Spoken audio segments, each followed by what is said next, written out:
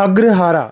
अग्रहारा का मतलब होता है कि राजा के द्वारा, किसी सामंत के द्वारा, किसी जमींदार के द्वारा ब्राह्मण को या फिर किसी रिलीजियस इंस्टीट्यूशन को, लाइक फॉर टेम्पल, मस्जिद या फिर चर्च या गुरुद्वारा के लिए जो जमीन डोनेट की गई थी उसे अग्रहारा कहा जाता था। और ब्राह्मण जिस जमीन पर रहता था वो जमीन एग्जम्प्टेड थी फ्रॉम पेइंग लैंड रिवेन्यू, उनको टैक्स नहीं देना पड़ता था ब्राह्मण को उस ज़मीन पर, तो ये कहलाती थी अग्रहारा। अभी जो अग्रहारा का जो सिस्टम स्टार्ट हुआ भारत के अंदर, इसके हमारे पास रिटर्न में कुछ इंस्क्रिप्शंस है। इंस्क्रिप्शन जो स्टोन पे लिखे गए, इंस्क्रिप्शन जो कॉपर प्लेट पर लिखे गए, ये सारे इंस्क्रिप्शन संस्कृत में मिले, लोकल लैंग्वेज में मिले, पाली में मिले, कुछ तमिल और तेलुगु लैंग्वेज में भी मिले हैं। और इन इंस्क्रिप्शंस के ऊपर ये इंफॉर्मेशन मिली है कि किन किन लोगों को ज़मीन मिली। तो अभी मैंने बताया कि ब्राह्मण, रिलीजियस इंस्टीट्यूशन और कुछ फार्मर्स को ज़मीन मिली, उसके रिकॉर्ड हैं। और ये ज़मीन देता कौन था उसकी भी रिटर्न इंस्क्रिप्शन है। एक हमारे पास सिल्वर प्लेट जो रिटर्न इंस्क्रिप्शन है हमारे पास अग्रहारा की, वो थी Prabhavati Gupta. Prabhavati Gupta was the daughter of the Chandragupta Maurya. He was ruling Chandragupta Maurya in 375 to 415 common era in Hindustan in Gupta era. He was Chandragupta second. Okay, Chandragupta second की daughter Prabhavati Gupta got married with the Maharashtra dynasty Vakataka empire Rudradaman से, और रुद्रदामन की जल्द ही डेथ हो जाती है।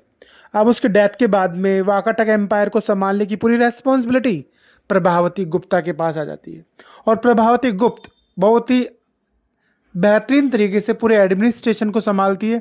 Although before it and after that there is no information that कि एक lady was ruling and controlling the complete administration properly.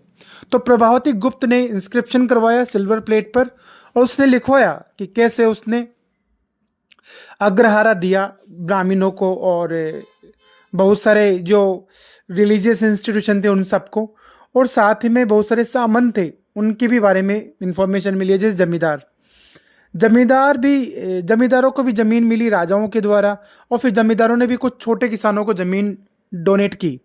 ठीक है, वो इसका मेन उद्देश्य यही था राजा का ज़मीन देने का कि राजा tried to project themselves as a Superman.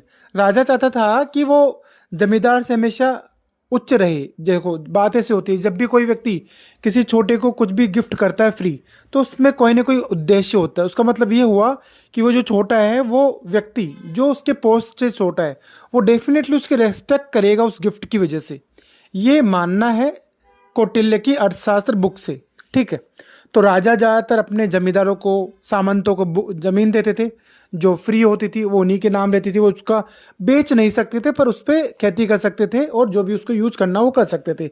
ब्राह्मण भी नहीं बेच सकते थे और मंदिर के ज़मीन भी नहीं बेची जा सकती थी।